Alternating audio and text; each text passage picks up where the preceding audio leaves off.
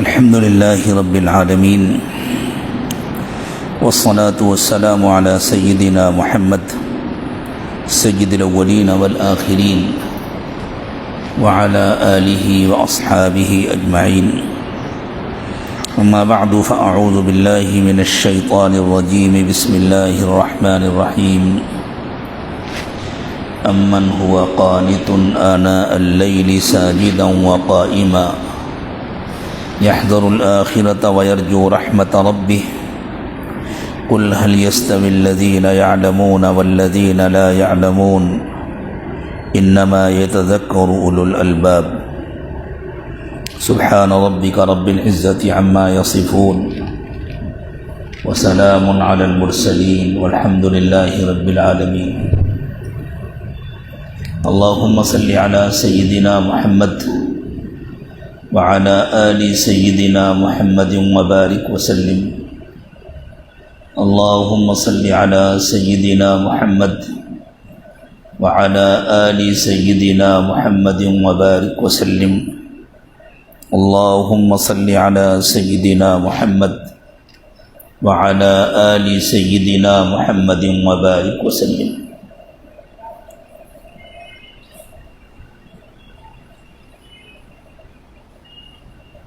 یہ سورہ زمر کی آیات ہیں،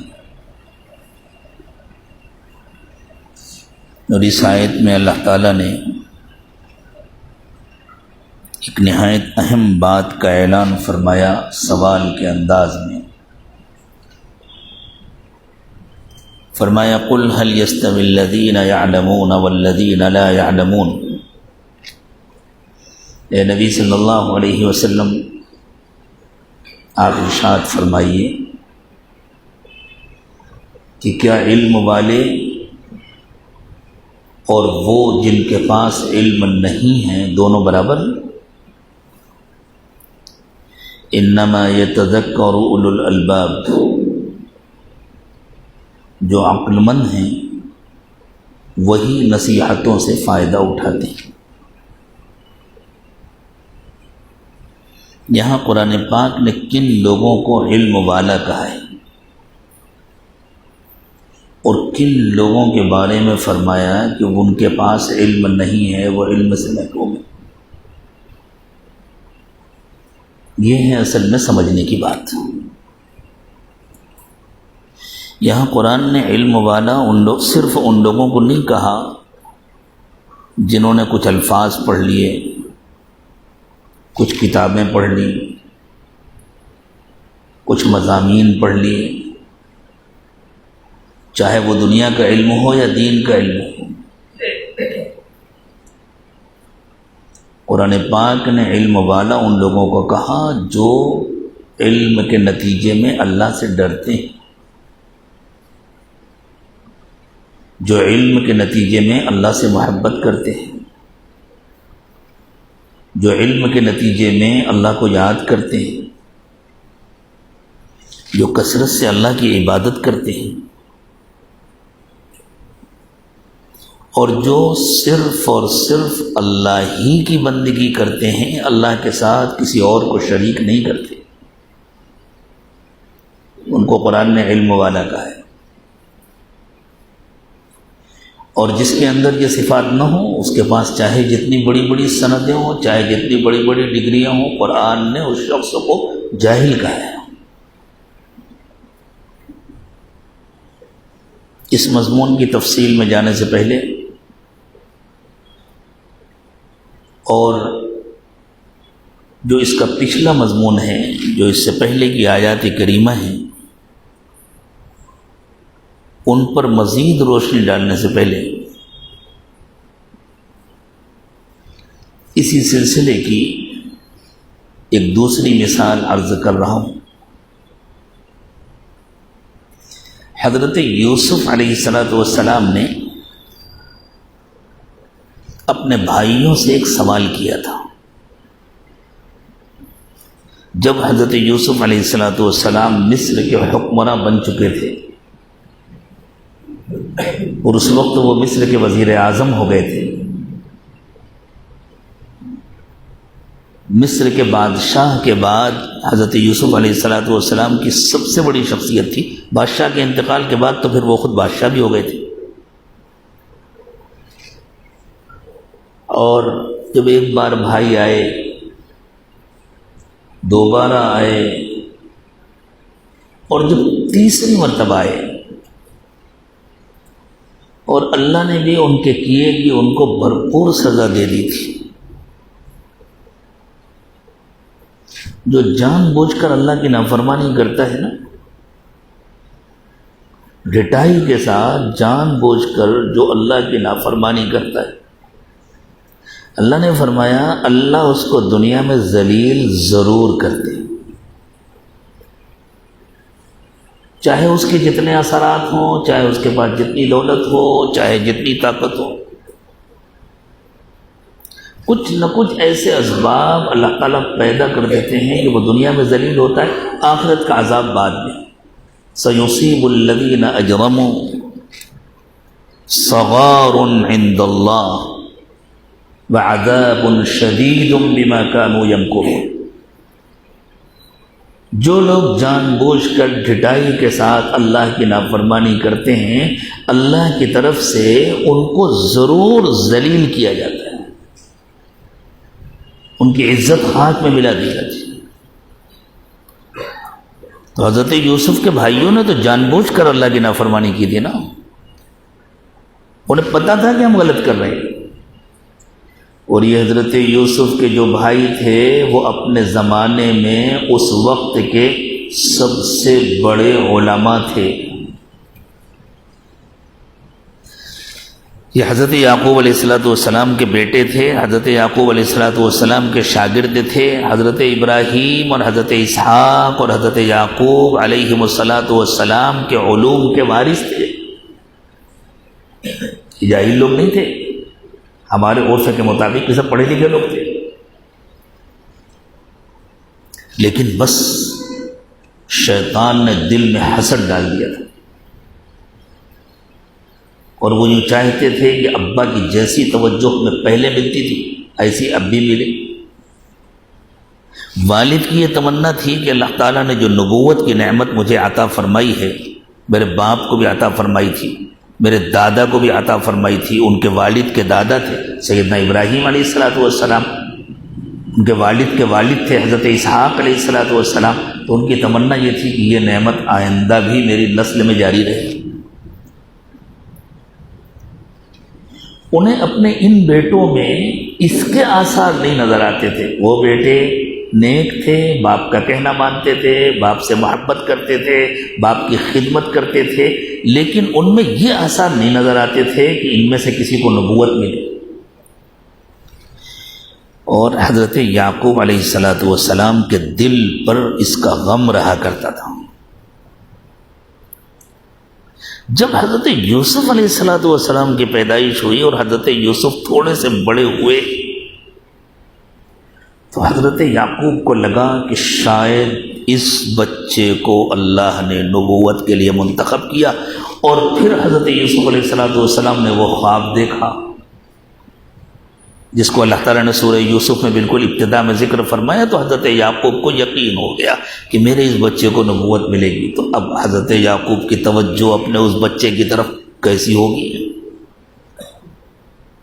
حضرت یعقوب تو بالکل دل و جان سے اس پر قربان تھے. یہ انشاءاللہ میری نبوت اور میرے باپ دادا کی نبوت اور میرے علوم اور میرے باپ دادا کے علوم کا وارث بنے گا. اس کے ذریعے سے سلسلے کو اللہ تعالیٰ اور آگے بڑھائیں گے.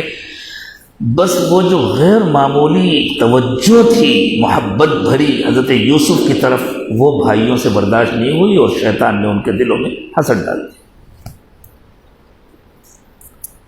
اس لیے ان لوگوں نے سوچا کہ کسی طرح یوسف کو ہٹا دو منظر سے، پھر ہم ہی بچیں گے. ہم جوان ہیں، طاقتور ہیں، ابا کی پہلی جیسی محبت ہمیں مل جائے گی. اسی لیے جب آپس میں مشورہ کر رہے تھے کہ یوسف کو ختم کر دیں تو ایک بھائی نے کہا بھائی ختم کرنے کی کیا ضرورت ہے، کم سے کم میں جس سے کام چل سکے وہ کرنا چاہیے. ہمارا مقصد کو ہٹانا ہے تو ہم ناحق خون کیوں کریں، قتل کیوں کریں؟ ارے کنویں میں ڈال دو. کنواں بھی وہ منتخب کیا تھا جو قافلوں کے راستے پر تھا، آبادی سے باہر جہاں سے تجارتی قافلے گزرتے تھے، اور اسی وجہ سے منتخب کیا تھا کہ کوئی قافلہ گزرے گا، وہ پانی لینے آئے گا، اس کو یہ بچہ مل جائے گا، لے کر کہیں چلا جائے گا، یوسف کہیں جا کر اپنی زندگی گزار لیں گے اور ہمارا کام بن جائے گا۔ اس وقت بھی ان کو یہ خیال آیا تھا کہ ہے تو یہ بھی غلط تھی، تو انہوں نے آپس میں کہا تو کیا ہوا، بعد میں توبہ کر لیں گے، استغفار کر لیں گے، اللہ غفور الرحیم ہے، اللہ معاف کر دیں۔ جب اللہ تعالیٰ نے بھرپور سزا دی، خوب ذلیل ہوئے اور بھکاری بن کر کھڑے ہوئے حضرت یوسف علیہ السلام کے سامنے، اور ان لوگوں نے کہا قرآن کے بیان کے مطابق ایھا العزیز مسنا واہلنا الضر، ہماری تو حالت خراب ہو گئی ہے، حضور عالی جاہ ہمارا حال دیکھیں، فقر و فاقے نے ہم سب کی کمر توڑ دی ہے، اور ہمارے پاس تو پورے پیسے بھی نہیں بچے، وجئنا ببضاعۃ مزجاۃ، ہم بہت تھوڑے سے پیسے لے کر آئے، ہمیں ڈر ہے کہ کہیں آپ نے ہمیں اتنا ہی غلہ دیا جتنا غلہ ہمارے ان پیسوں میں آ سکتا ہے، تو ہمارے گھر والے تو بھوک سے فاقے سے مر جائیں گے۔ فَأَوْفِ لَنَا الْكَيْلَ، ایک مقدار متعین تھی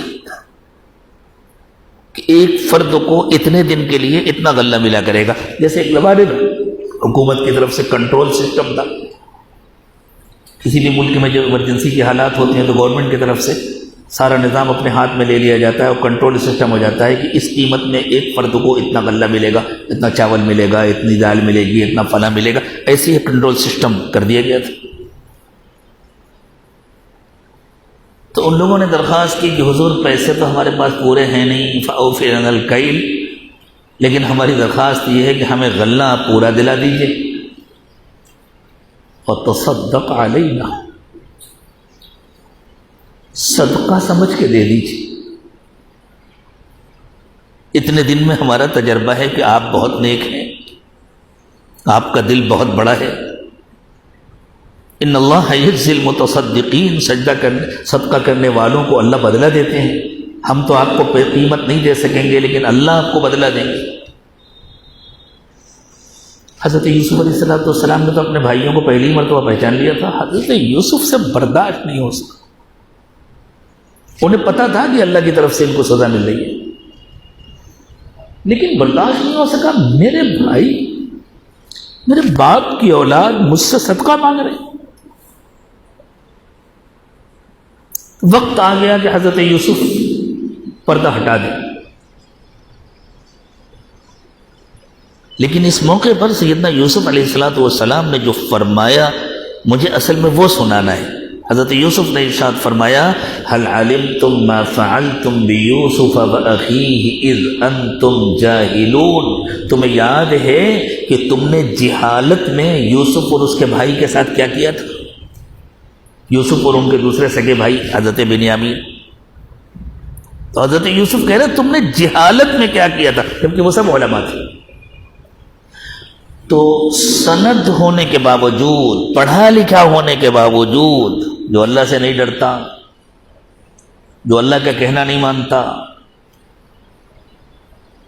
اس کا پڑھنا لکھنا بیکار ہے، وہ جاہل ہے۔ علم والا وہ ہے جو اللہ سے ڈرتا ہے۔ اللہ کے رسول صلی اللہ علیہ وسلم دعا مانگا کرتے تھے، اللہم انی اعوذ بک من علم لا ينفع، اے اللہ میں ایسے علم سے پناہ مانگتا ہوں جو میرے لیے مفید نہ ہو، ومن عمل لا يقبل، اور ایسے عمل سے پناہ مانگتا ہوں جو آپ کے ہاں قبول نہ ہو، ومن دعوت لا يستجاب لها، اور اللہ میں ایسی دعا سے پناہ مانگتا ہوں جو مانگی جائے اور آپ تک پہنچے نہیں، آپ کو اس پر پیار نہ آئے، آپ اسے پورا نہ کریں۔ آپ کو وہ دعا اچھی نہ لگے، وہ دعا مانگنے والا اچھا نہ لگے۔ تو اللہ تعالیٰ نے اس سے پہلے کی آیات میں،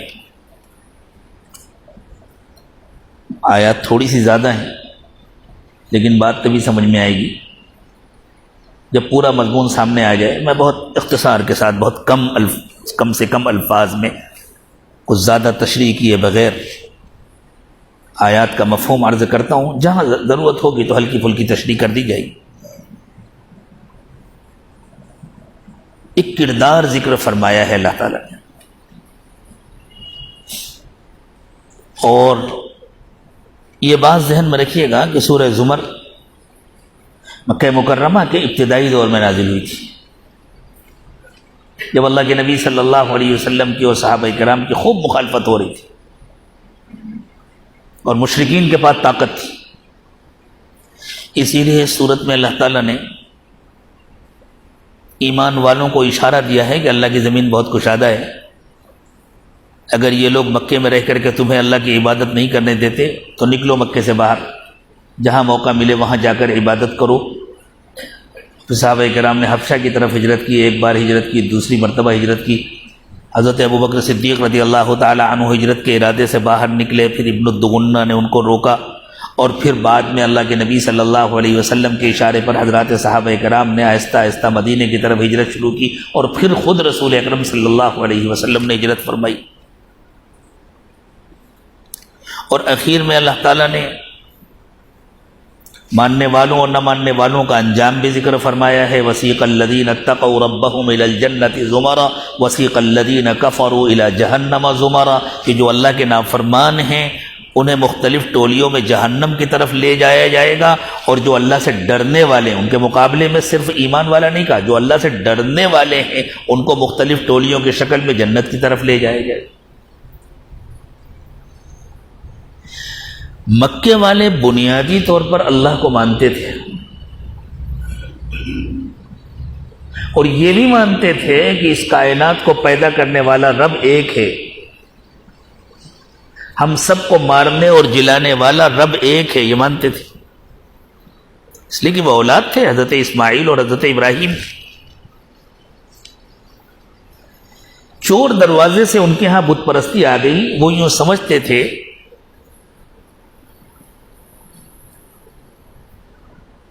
کہ یہ جو بت ہیں، جن لوگوں کے یہ بت ہیں، یعنی جن لوگوں کی یہ تصویریں ہیں، یہ اللہ کے بڑے نیک اور مقرب لوگ تھے، یہ اللہ کے پاس ہمارے سفارشی بنیں گے، ہم تو اس قابل نہیں ہیں کہ اللہ سے مانگ سکیں، اور ہماری دعائیں تو اس قابل نہیں ہیں کہ اللہ کے دربار میں پہنچیں، ہم ان سے مانگیں گے تو یہ ہمارا کام کرا دیں گے۔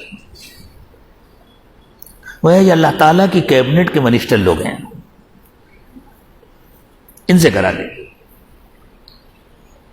اور فرشتوں کے بارے میں مکے والوں کا یہ خیال تھا کہ یہ اللہ تعالیٰ کی بیٹیاں ہیں، وہ سمجھتے تھے بیٹوں کے مقابلے میں بیٹیوں سے زیادہ محبت ہوتی ہے نا، تو یہ فرشتے بیٹیاں ہیں اللہ کی، یہ اللہ کی بیٹیاں ہماری سفارشی بن جائیں گی، ہمارا کام بنا دیں گی، اور زندگی منمانی گزارتے تھے۔ اور جہاں بالکل اٹک جاتی تھی نا، وہاں بڑے اخلاص سے اللہ کو پکارتے تھے، جب لگتا تھا کہ اب کہیں کام بننے والا نہیں ہے، ہر طرف سے مصیبت ہی مصیبت نظر آ رہی ہے، تو پھر کامل توجہ کے ساتھ اللہ کو پکارتے تھے، لیکن جیسے ہی کام بن گیا پھر بھول جاتے تھے۔ یہ ایک کردار ہے،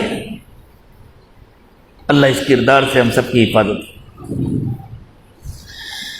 اب میں ذرا تیزی کے ساتھ اس لیے آیات کا ترجمہ کروں گا، اس لیے کہ پورے مضمون کے بغیر بات سمجھ میں آئے گی۔ تنزیل الکتاب من اللہ العزیز الحکیم، یہ کتاب اللہ کی طرف سے اتری ہے، وہ اللہ جو بہت غالب ہے، بہت حکمت والا ہے۔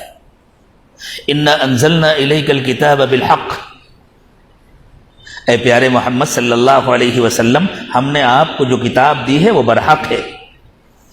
فاعبد اللہ مخلصا لہ الدین، اس لیے آپ صرف اللہ کی عبادت کیجئے، اللہ ہی کے فرما بردار بنیے، اللہ ہی کی بندگی کیجئے اور کسی کی نہیں۔ الا للہ الدین الخالص، خوب یاد رکھو فرما برداری صرف اللہ کی ہوگی۔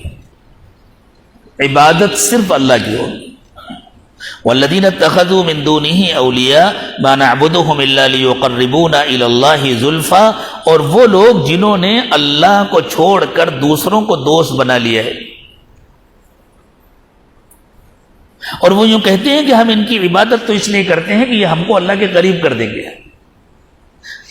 اللہ کو چھوڑ کر، ایک ہے اللہ کا کہنا ماننے کے لیے اپنے بزرگوں کے نقش قدم پر چلنا کہ انہوں نے خود اللہ کا کہنا مانا اور یہ ہم سے اللہ کا کہنا منواتے ہیں، انہوں نے خود اللہ کی عبادت کی اور ہم کو اللہ کی عبادت سکھاتے ہیں، انہوں نے خود اللہ کو یاد کیا اور ہم کو اللہ کو یاد کرنا سکھاتے ہیں، انہوں نے خود اپنا رشتہ اللہ سے مضبوط کیا اور یہ ہمارا رشتہ بھی اللہ سے مضبوط کرنا چاہتے ہیں، اس لیے ہم اپنے ان بزرگوں کے نقش قدم پر چلیں. یہ تو عین سنت اللہ کے مطابق بات ہے.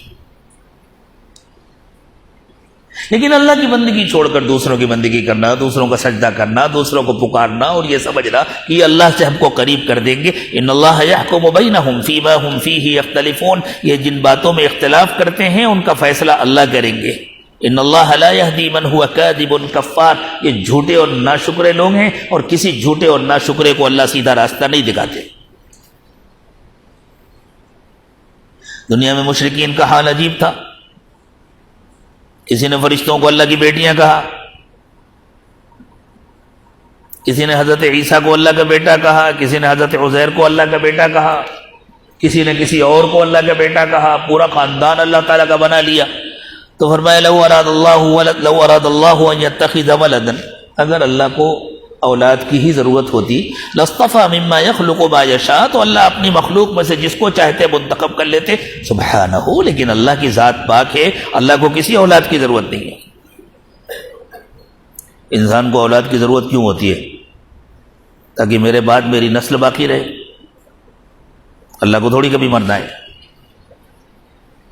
تاکہ بڑھاپے میں کام آئے. اللہ تھوڑی کمزور ہونے والے ہیں، بوڑھے ہونے والے.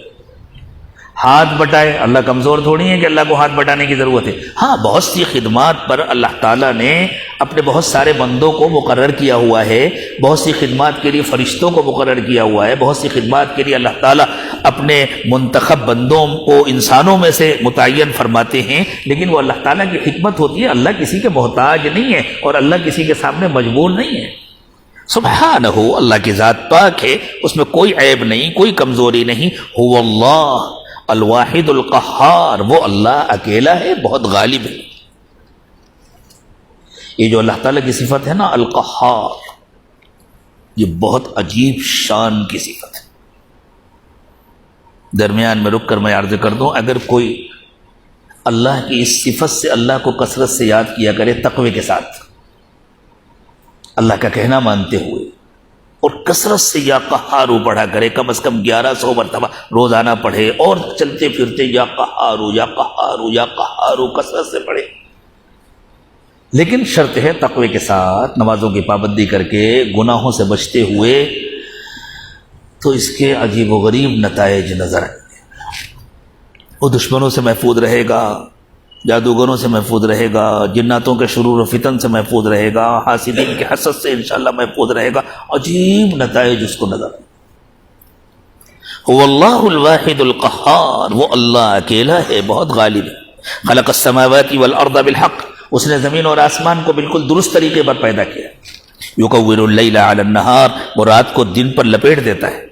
وَيُكَوِّرُ النَّهَارَ عَلَى اللَّيْلِ، اور دن کو رات پر لپیٹ دیتا ہے.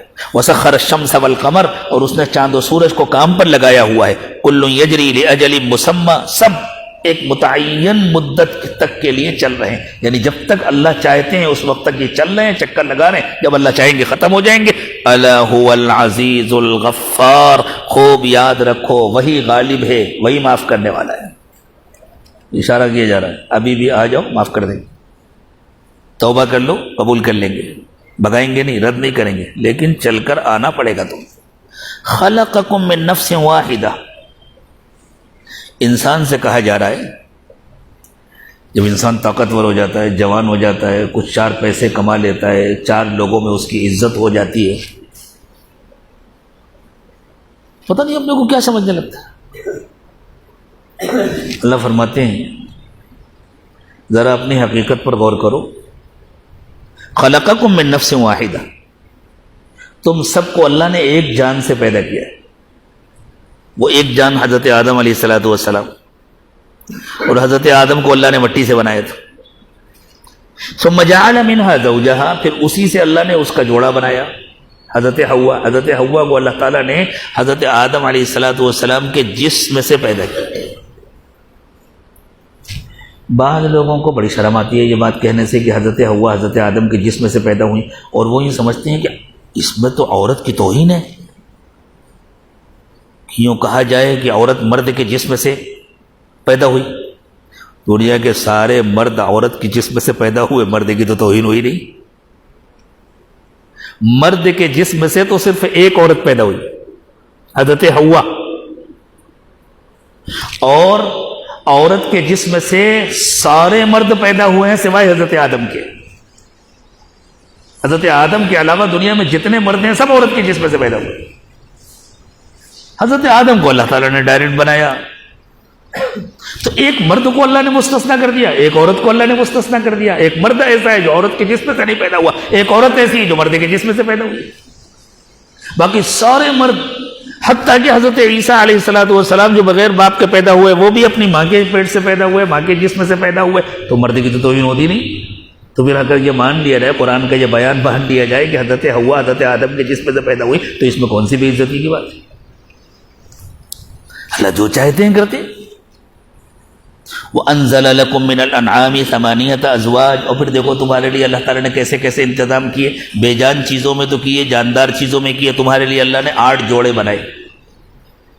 8 جوڑوں سے مراد وہ جانور ہیں 4 قسم کے، جن میں نر اور مادہ ملا کر کے 8 ہو جاتے ہیں، جن سے انسان کو زندگی میں بہت زیادہ سابقہ پڑتا ہے. مفسرین کہتے ہیں اس سے مراد اونٹ، گائے میں بھینس وغیرہ شامل، بھیڑ اور بکری. ان کے بغیر آدمی کا کوئی کام چلتا نہیں ہے. دودھ کے لیے ان کی ضرورت، گوشت کے لیے ان کی ضرورت، چمڑے کے لیے ان کی ضرورت، ہمارے جوتے، ہماری جیکٹیں، ہمارا سامان. اون کے لیے ان کی ضرورت، ہمارے سارے گرم کپڑے. تو یہ 4 قسم کے جانور ہیں جن کی انسانوں کو بہت زیادہ ضرورت ہوتی ہے. اللہ تعالیٰ نے تمہارے لیے ان کو بنایا. يخلقكم في بطون امهاتكم خلقا من بعد خلق في ظلمات 3. اور اللہ تعالیٰ تم کو پیدا کرتے ہیں تمہاری ماؤں کے پیٹ کے اندر. یعنی تم کو بھی پیدا کیا، تمہارے بعد والے بھی پیدا ہو رہے ہیں. ابھی بھی کتنے بن رہے ہیں، لاکھوں انسان دنیا میں بن رہے ہیں، آئندہ بھی انشاءاللہ بنتے رہیں گے. 3 تاریکیوں میں، مختلف مرحلوں میں، تخلیق کے مختلف مرحلوں سے گزر کر سوچیے. پہلے نطفہ، پھر خون کا لتھڑا، صرف خون کا لتھڑا، اس کے بعد اچانک اس کا مضغہ بن جانا بوٹی جیسے، پھر اچانک اس کا ہڈیوں کا ڈھانچہ بن جانا، پھر اس کے اوپر گوشت چڑھنا. ارے بھائی نطفہ اتنا چھوٹا، اتنا باریک کہ آنکھ سے نظر نہیں آتا. پھر خون کا لتھڑا، خون تو بالکل سیال چیز ہے، اس سے لتھڑا بننا، پھر اس میں ہڈیاں کیسے بن جاتی ہیں، پھر وہ چھوٹے بڑے سائز کی الگ الگ ہڈیاں کیسے بن جاتی ہیں، پھر اس کے اندر اعضاء کیسے بن جاتے ہیں. یہ دل ہے، یہ دماغ ہے، یہ کان ہے، یہ آنکھ ہے، یہ زبان ہے، یہ ہاتھ ہے، یہ پیر ہے. اور دنیا کی ہر کمپنی میں کوئی بھی سامان بنتا ہے تو پہلے بنتا ہے پھر اس کی پیکنگ ہوتی ہے. اور انسان کی اللہ پہلے پیکنگ کرتے ہیں پھر بناتے ہیں. پیکنگ ہوتی ہے ساتھ ساتھ اور اندر بن رہا ہوتا ہے. کون سا انجینئر ہے، کون وہاں جاتا ہے،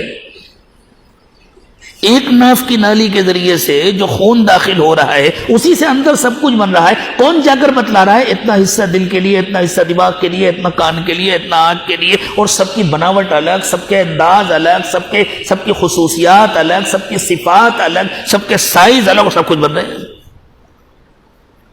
اللہ کے علاوہ کسی اور کا یہ کام ہو سکتا ہے؟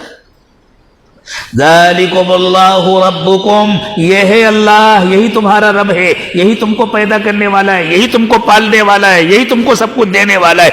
فَأَنَّا لَا إِلَٰهَ إِلَّا لَهُ الْمُلْكُ ذالکم اللہ ربکم لَهُ الْمُلْكُ، یہی اللہ تمہارا رب ہے، سارا اختیار اسی کے ہاتھ میں ہے.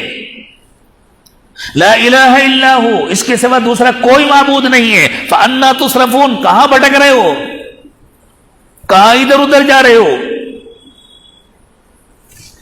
اور یہ بات سمجھانا ضروری ہے. قرآن پاک کو اللہ تعالیٰ نے عربی زبان میں نازل فرمایا. دنیا میں کوئی زبان عربی زبان کا مقابلہ نہیں کر سکتی.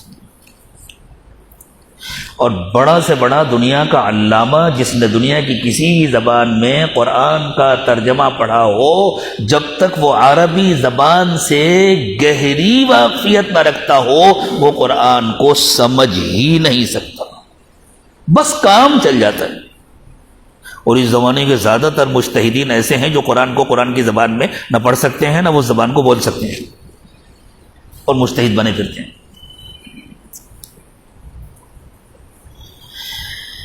قرآن کی تعبیرات حیرت انگیز ہوتی ہیں. بسا اوقات تعبیرات کے اندر اتنے مضامین چھپے ہوتے ہیں کہ ایک لفظ میں ان کو بیان کرنا ممکن ہی نہیں ہوتا.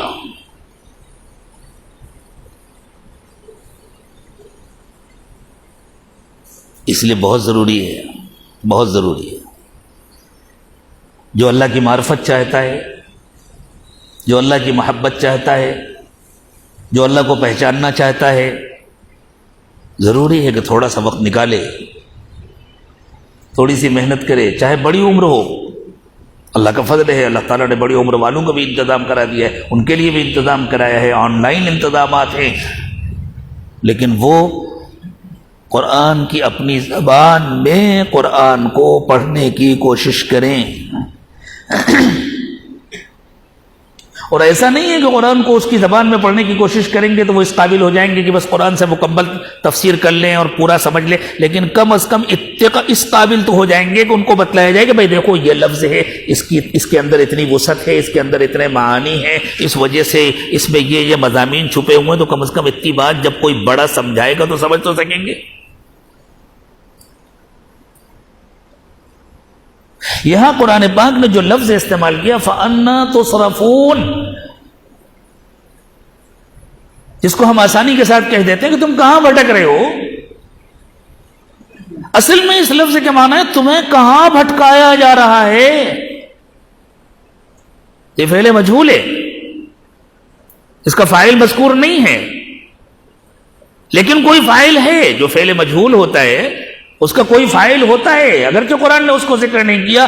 یعنی تم غور کرو، تم کسی اور کے کہنے پہ چل رہے ہو، تم بڑے خوش ہو نا کہ ہم خود سے یہ کام کر رہے، تم خود سے نہیں کر رہے ہو، تم کسی کے آلے کار بنے ہوئے ہو، کوئی ہے پیچھے سے ڈور ہلانے والا، شیطان تم سے یہ کام کرا رہا ہے، اور وہ شیطان تمہارا دوست نہیں ہے، تمہارا دشمن ہے. ان تکفروا فإن اللہ غنی عنکم، سنو،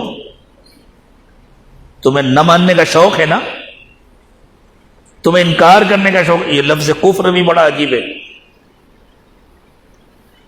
کفر انکار کے معنی میں بھی آتا ہے، کفر ناشکری کے معنی میں بھی آتا ہے، کفر ضد کے معنی میں بھی آتا ہے، کفر ہٹ درمی کے معنی میں بھی آتا ہے.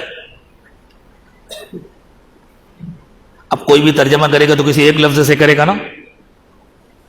جس بیچارے کو یہ نہیں معلوم کہ عربی میں لفظ کفر کتنے معنی میں استعمال ہوتا ہے وہ تو اسی میں الجھ کے رہ جائے گا. کم سے کم اتنا علم تو ہونا چاہیے کہ یہ معلوم ہو کہ اچھا اصل لفظ اس معنی میں استعمال ہوتا ہے. یہاں مضمون کی مناسبت سے یہ ایک لفظ ایک معنی ذکر کر دیے گئے، دوسرے معانی کی بھی گنجائش ہے. اگر تمہیں کفر کا شوق ہے، اگر تم کفر کرتے ہو یعنی انکار کرتے ہو، اللہ اور اس کے رسول کے مقابلے میں ضد کرتے ہو، تمہیں کوئی بات سمجھائی جاتی ہے تو نہیں مانتے، ہٹ دھرمی کرتے ہو، اللہ کی نعمتیں کھاتے ہو اور اپنی منمانی زندگی گزار کر کے ناشکری کرتے ہو، فَإِنَّ اللَّهَ غَنِيٌّ عَنْكُمْ، تو اللہ کو تمہاری کوئی ضرورت نہیں ہے. اللہ تمہاری خوشامد نہیں کر رہے.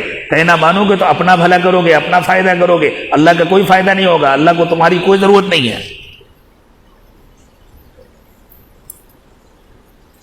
ایک باپ اگر بیٹے سے کہتا ہے کہ بیٹا نیک بنو, اچھے بنو, اس کی تمنا ہوتی ہے کہ میرا بیٹا نیک بن جائے, تو محبت کے ساتھ ساتھ کچھ نہ کچھ تو اس کی ضرورت بھی ہوتی ہے نا, کہ بھائی کل کو یہ میرے لیے بدنامی کا سبب نہ بنے, اس کی وجہ سے میری بے عزتی نہ ہو, لوگ یہ نہ کہیں کہ دیکھو فلاں کا بیٹا ہے اور ایسا ہو گیا, اور کل کو میں بوڑھا ہو جاؤں گا تو میرا ہاتھ بٹائے گا, میری خدمت کرے گا, یا جب میں مر جاؤں گا تو کم از کم میرے لیے دعائے خیر کرے گا, ایصال ثواب کرے گا, تو ہے نا فائدہ. اللہ جب بندوں سے کہتے ہیں کہ کہنا مانو, تو اللہ کا ایسا کوئی فائدہ ہے؟ ایسا کوئی فائدہ نہیں نا. اللہ تعالیٰ 100% بندوں کی محبت میں کہتے ہیں, 100% بندوں کی بھلائی کے لیے کہتے ہیں. اس لیے اگر کوئی اللہ کا کہنا نہیں مانتا تو اللہ کا کیا بگاڑے گا؟ ان تکفروا فإن اللہ غنی عنکم. اگر تم کفر کرو گے, میں نے سارے معنی بتلا دیے نا, اس لیے میں جان بوجھ کر کے لفظ کفر ہی استعمال کر رہا ہوں تاکہ سارے معنی ذہن میں رہیں. اگر تم کفر کرو گے تو اللہ کو تمہاری کوئی ضرورت نہیں ہے. وَلَا يَرْضَى لِعِبَادِهِ الْكُفْرَ, ہاں اللہ کو پسند نہیں ہے کہ اس کے بندے کفر کریں. اگرچہ اللہ کا نقصان کچھ نہیں ہوتا, لیکن اللہ کو یہ پسند نہیں ہے کہ اس کے بندے کفر کریں. اور جس کو معلوم ہو کہ مجھے اللہ نے پیدا کیا,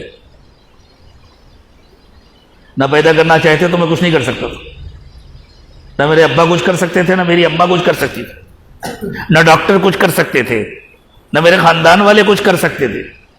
کتنے ہیں بیچارے جو لاولد ہیں, دولت مند ہیں, لیکن دولت خرچ کر کے اولاد نہیں لے سکتے. تو اگر مجھے اللہ نہ پیدا کرتے تو میں کچھ بھی نہیں کر سکتا تھا, میں زبردستی نہیں آ سکتا تھا دنیا میں. اور پھر میں آ جاتا لیکن میری پرورش کا انتظام نہ ہوتا, ماں باپ کے دل میں اللہ نے محبت نہ ڈالی ہوتی, اور پھر میرے کھانے پینے کا انتظام نہ ہوتا. جن جانوروں کا اللہ نے تذکرہ کیا, عام طور سے زندگی کا ان جانوروں کے ساتھ پوری زندگی جوڑ رہتا ہے. مجھے گوشت نہ ملتا, مجھے خون نہ, مجھے دودھ نہ ملتا, مجھے چمڑا نہ ملتا, مجھے ہڈیاں نہ ملتی. یہ جو بریڈ کے ساتھ جیلی اور مکھن استعمال کرتے ہیں, جیلی بھی جانوروں سے اور مکھن بھی جانوروں سے. مکھن دودھ سے بنتا ہے, جیلی ہڈیوں سے بنتی ہے, جیلیٹین تو ہڈیوں سے بنتا ہے, سب کا تعلق جانوروں سے.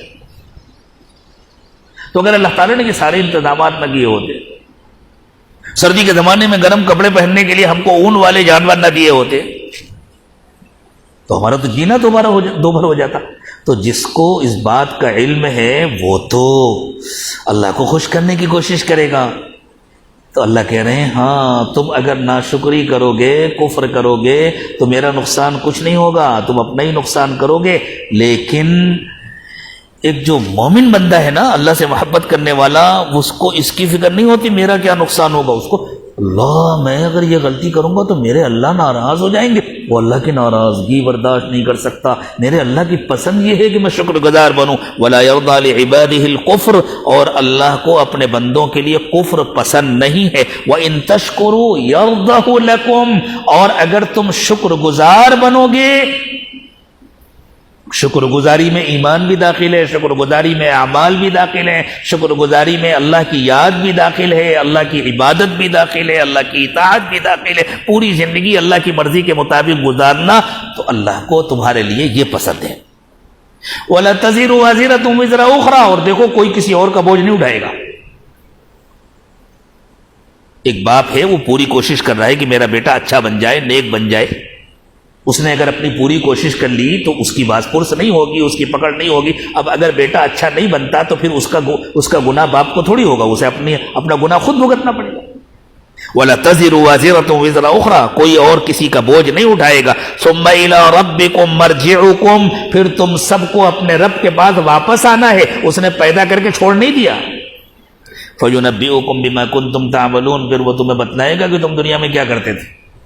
کیسے بتلائے گا؟ پورا ریکارڈ موجود, پوری زندگی کا ریکارڈ ہے, وہ پورا ریکارڈ تمہارے سامنے پیش کیا رہے گا. انہ علیم بذات الصدور, وہ صرف باہر باہر کی باتوں کو نہیں جانتا، سینے کے اندر جو چھپی ہوئی باتیں ہوتی ہیں ان کو بھی وہ جانتا ہے۔ اصل میں جو معلومات ہوتی ہے اور جو انسان کی سوچ ہوتی ہے، اس زمانے کی جدید سائنسی تحقیق یہ ہے کہ اس سوچ کا تعلق صرف دل سے نہیں ہے، دل سے اور ساتھ میں پھیپڑوں سے بھی ہے، اور دل بھی اور پھیپڑے بھی سب سینے کے اندر ہوتے ہیں نا۔ تو قرآن نے کہا انہ علیم بذات الصدور، وہ ان ساری باتوں کو جانتا ہے جو سینوں کے اندر ہیں، یہاں سے یہاں تک۔ کیا تعبیرات ہوتی ہیں قرآن! قرآن تو قرآن ہے، دنیا کی کوئی زبان قرآن کی زبان کا مقابلہ نہیں کر سکتی۔ وَإِذَا مَسَّ الْإِنسَانَ ضُرٌّ، جب انسان پر کوئی تکلیف آتی ہے، بڑی تکلیف، ہر ایک سے مایوس ہو جاتا ہے، حتیٰ کہ ایک وقت آتا ہے جب ڈاکٹر کہتے ہیں بھائی اب تو دعا سے ہی کام چلے گا۔ ارے بھائی جب دوا سے کام چل رہا تھا تب بھی دعا سے ہی کام چل رہا تھا۔ کہتے اب تو اللہ ہی بچائیں گے۔ ارے بھائی جب آپریشن کامیاب ہوا تب بھی اللہ ہی نے بچایا، جب گولی سے فائدہ ہوا، انجیکشن سے فائدہ ہوا، تب بھی اللہ ہی نے بچایا۔ یہ اتنی مایوسی کے بعد آ کر کے یہ یقین کیوں ہوتا ہے اب تو اللہ ہی بچائیں گے؟ اللہ کہتے ہیں شروع سے یقین رکھو اللہ ہی کریں گے۔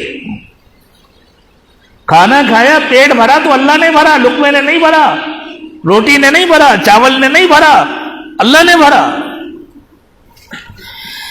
تو انسان کا حال یہ ہے کہ جب کوئی بڑی مصیبت آ جاتی ہے، جب ہر طرف سے مایوس ہو جاتا ہے، دعا ربہ منیبا الیہ، تو پھر بڑے اخلاص سے پوری توجہ کے ساتھ رو رو کر گڑ گڑا کر صرف اپنے رب کو پکارتا، اللہ آپ تو کوئی نہیں ہے، اللہ میاں آپ ہی بچانے والے ہیں، بس آپ ہی بچا دیجیے۔ ثم اذا خولہ نعمتا من، پھر جب اللہ اسے نعمت دے دیتے ہیں، جان جا رہی تھی بچ گئی، بیماری تھی ختم ہو گئی، فقر و فاقہ تھا وہ ختم ہو گیا، مال مل گیا، دولت مل گئی، بس پھر آدمی کو یاد نہیں رہتا کہ میرے پچھلے حال کیا تھے اور اللہ نے میرے ساتھ کیا معاملہ کیا۔ پھر تو میرے پاس یہ، میرے پاس طاقت ہے، میرے تو ایک فون سے یہ ہو جاتا ہے، میرے تو اتنے سپورٹر ہیں، میرے تو اتنے دوست احباب ہیں، میرے تو اتنے ساتھی ہیں۔ نسی ما کان یدعو الیہ، تو جس کو پکارا کرتا تھا اس کو بھول جاتا ہے۔ وَجَعَلَ لِلَّهِ اندادا، اور اللہ کے ساتھ دوسروں کو شریک کر لیتا ہے۔ ارے میرے تو تعلقات ہیں، اس سے یہ کام ہوا، ارے میری تو اتنی پہچان ہے، ارے میرے پاس تو اتنا پیسہ ہے، یہ سب اللہ کے ساتھ شریک کرنے والے۔ لِيُضِلَّ عَن سَبِيلِهِ، عجیب تعبیر ہے یہ، وہ بھول جاتا ہے، دوسروں کو اللہ کے ساتھ شریک کر لیتا ہے تاکہ اللہ کے راستے سے گمراہ کرے، یعنی خود خالی خود تھوڑی گمراہ ہوتا ہے، پھر اپنے ساتھ اٹھنے بیٹھنے والوں کو، اپنے گروپ والوں کو، اپنی پارٹی والوں، سب کو گمراہ کرتا ہے، ان سے کہتا ہے ارے میرے تو یہ ہوتے ہیں اور میں تو ایسا کرتا ہوں، میں تو ایسا، تاکہ وہ بھی یہی سمجھے اور وہ بھی یہی کرے۔ قُلْ تَمَتَّعْ بِكُفْرِكَ قَلِيلًا، اللہ کہتے ہیں کر لو کچھ دن مزے ناشکری کے ساتھ۔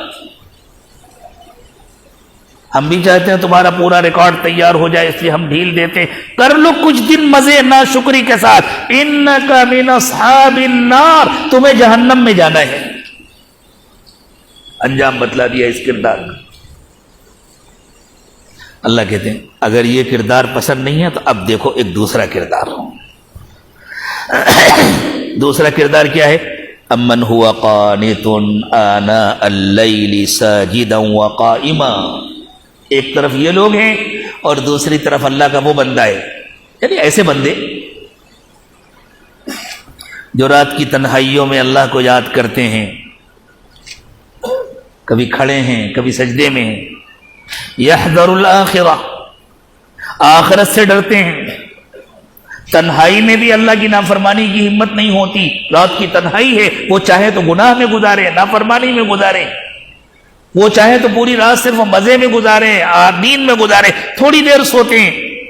تتجافى جنوبهم عن المضاجع يدعون ربهم خوفا وطمعا، ایسا لگتا ہے کہ ان کے بستر ان کو کاٹ رہے ہیں، بستر اچھے نہیں لگتے، تھوڑی دیر نیند پوری کر لی اور اس کے بعد جلدی سے اٹھ گئے اور پھر اپنے اللہ کو یاد کرتے ہیں، ڈرتے ڈرتے، امید کے ساتھ، جہنم کے ڈر سے اور جنت کی امید میں۔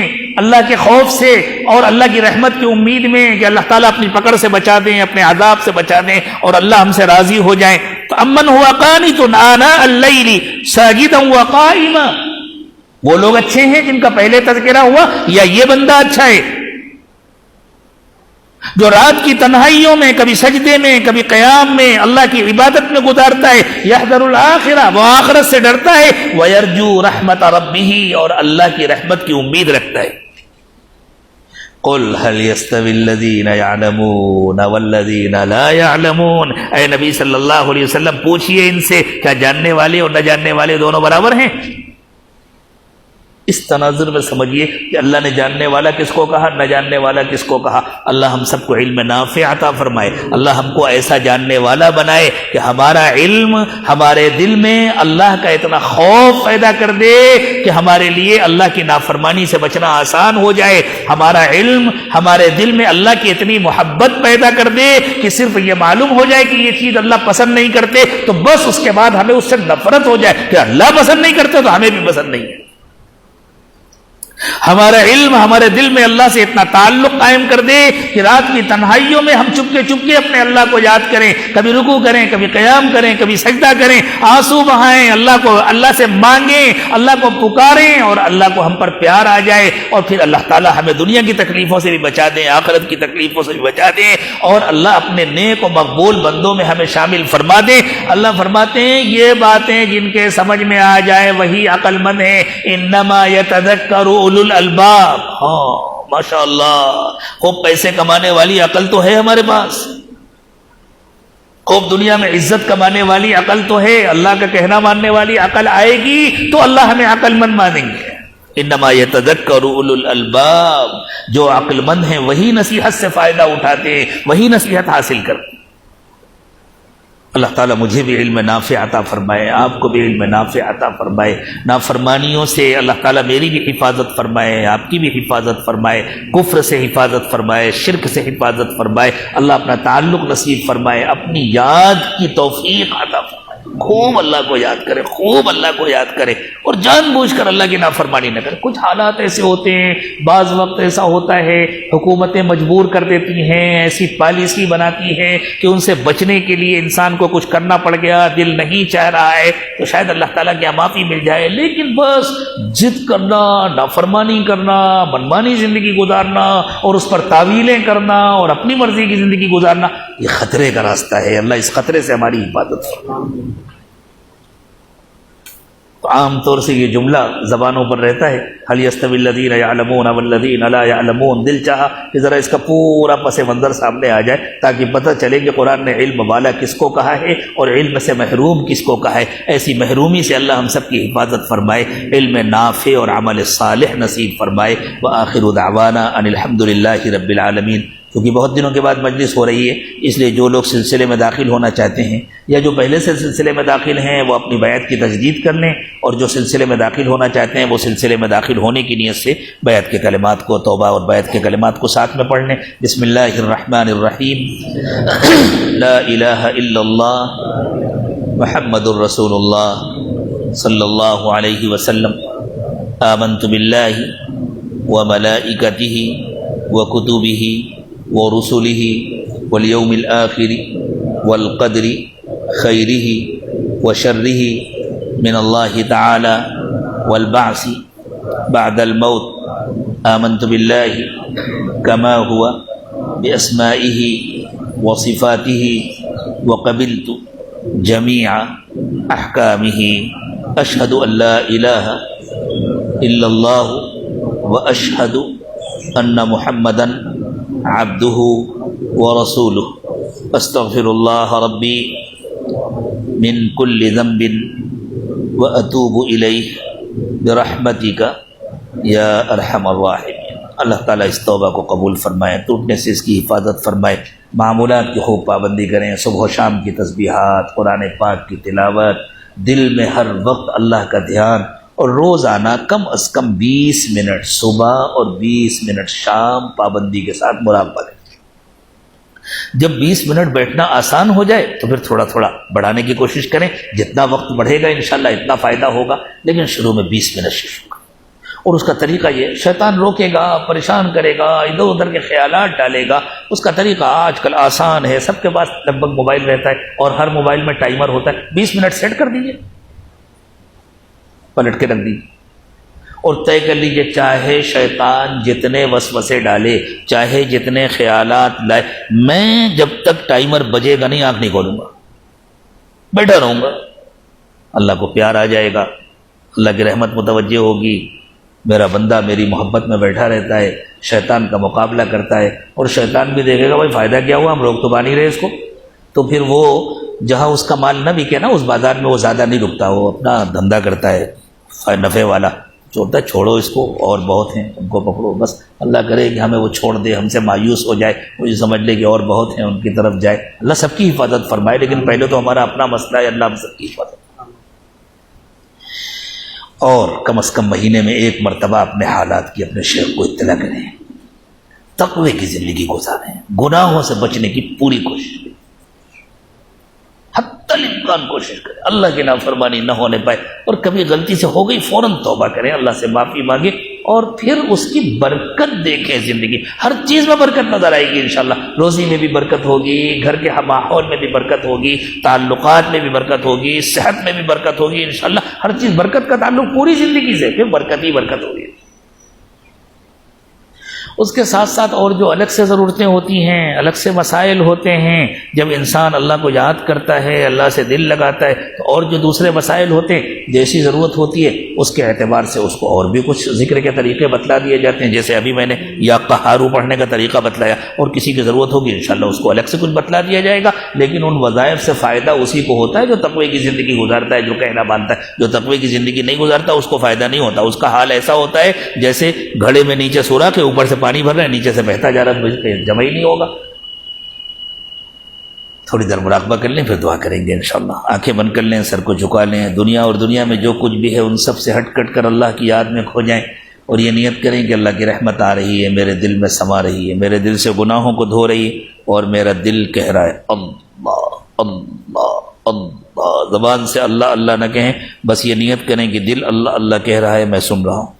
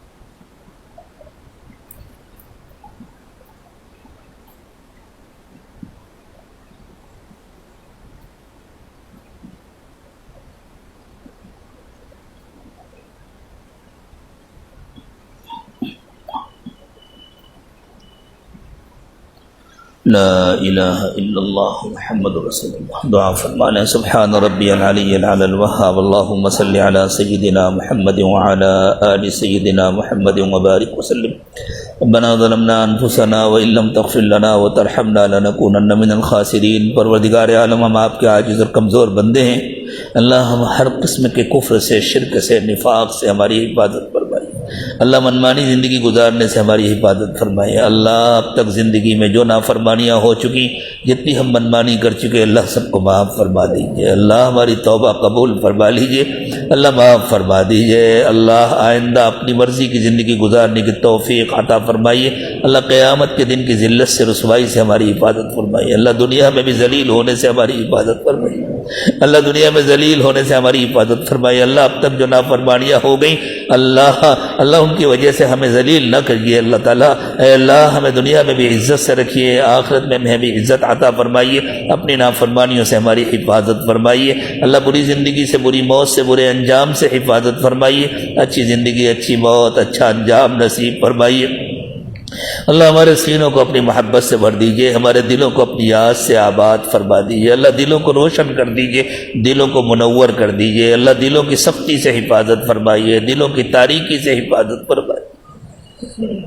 اے اللہ جو اٹکے ہوئے کام ہیں ان کو بنا دیجئے، جو الجھے ہوئے کام ہیں ان کو سلجھا دیجئے، جو پریشانیاں ہیں ان کو دور فرما دیجئے۔ اے اللہ آپ کے سوا کوئی اور پریشانیاں دور کرنے والا نہیں ہے، اللہ ساری پریشانیاں دور فرما دیجئے۔ اللہ روزی کی تنگی سے حفاظت فرمائیے، بیماریوں اور پریشانیوں سے حفاظت فرمائیے، اللہ سب کو پیار و محبت کی زندگی عطا فرمائیے، اللہ پیار و محبت کی زندگی عطا فرمائیے۔ اللہ جو بے روزگار ہیں ان کو حلال و پاکیزہ روزگار عطا فرمائیے، جو بے اولاد ہیں ان کو نیک و صالح اولاد عطا فرمائیے، جو اولاد والے ہیں ان کی اولادوں کو اطاعت گزار بنائیے، فرما بردار بنائیے، ماں باپ کی آنکھوں کی ٹھنڈک بنائیے۔